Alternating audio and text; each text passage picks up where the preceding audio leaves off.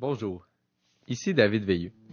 En 2013, j'ai eu le plaisir de traverser la France lorsque j'ai participé à la compétition cycliste bien connue, le Tour de France, parcourant alors plus de 3408 km en 21 étapes.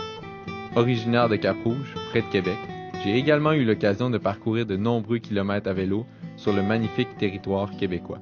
C'est la raison pour laquelle l'association Québec-France m'a demandé de lire la dictée dans le cadre de la Franco-Fête 2014.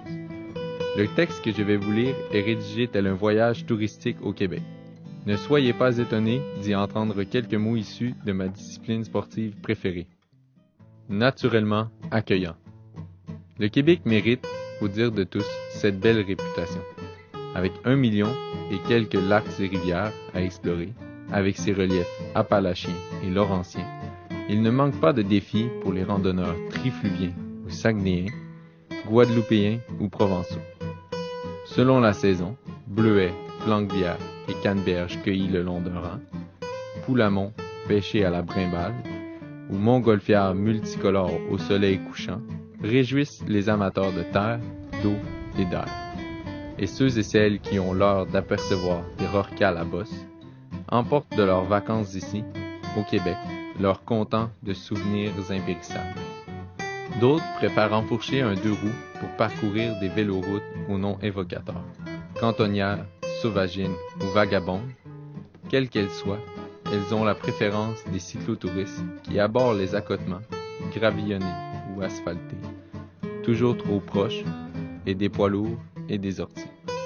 Il est vrai que pour découvrir les paysages québécois, si intégrés en si fondants fresques, rien de tel que le vélo.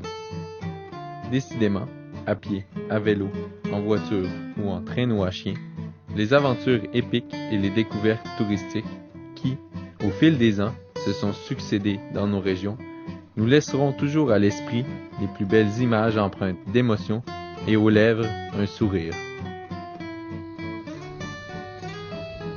Dans le sens de l'organisation, il y avait une belle ambiance en entrant aussi, là. Puis il y avait beaucoup de monde surtout. Ça veut dire que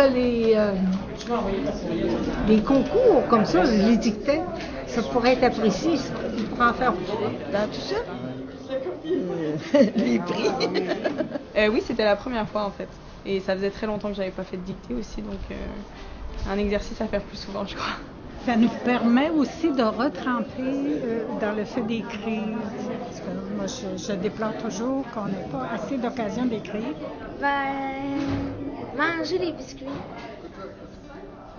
Il est avant. Je pense que les gens ont apprécié là, vraiment cette activité-là.